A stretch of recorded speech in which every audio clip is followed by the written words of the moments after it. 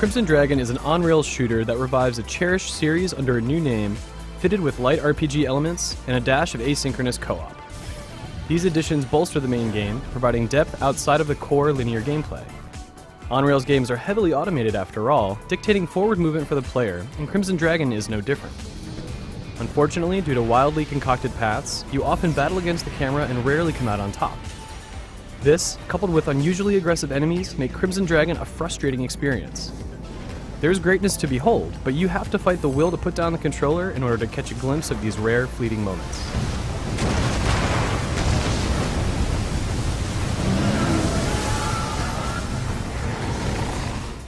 Plot is not Crimson Dragon's strong suit either, but it suffices in so much as it provides an explanation for your ability and need to command dragons.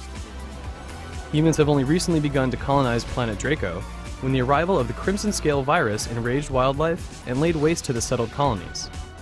Some people, dubbed the Seekers, were immune to the virus. As a Seeker, it's your job to fight back against the rising tide and investigate the cause of the Crimson Scale outbreak.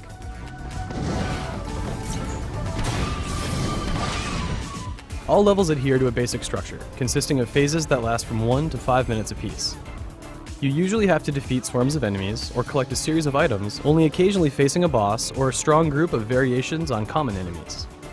For each phase that you complete, you're rewarded based on your performance with credits or items. Regardless of how many enemies you shoot down or items you collect, the most important thing is that you survive.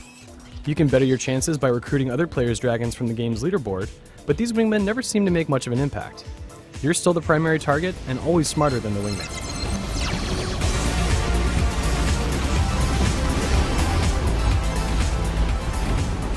It doesn't help that Crimson Dragon is relentless, even on the easiest difficulty setting.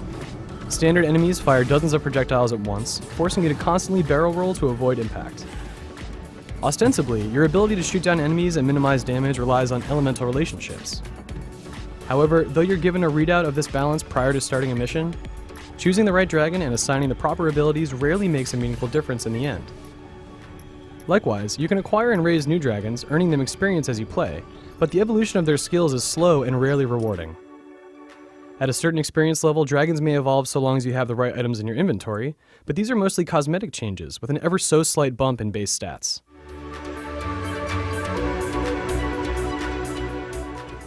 The imbalanced relationship between stat growth and difficulty is disappointing, but struggling to overcome these odds is nowhere near as frustrating as coping with Crimson Dragon's camera.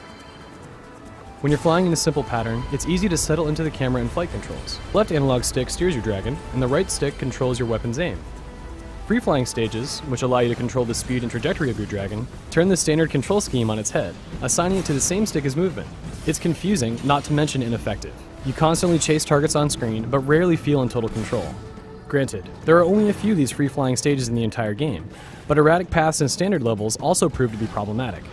Quite often, you're sent careening around corners, while under fire, without enough time to react. If you submit, you can simply take some damage and move on.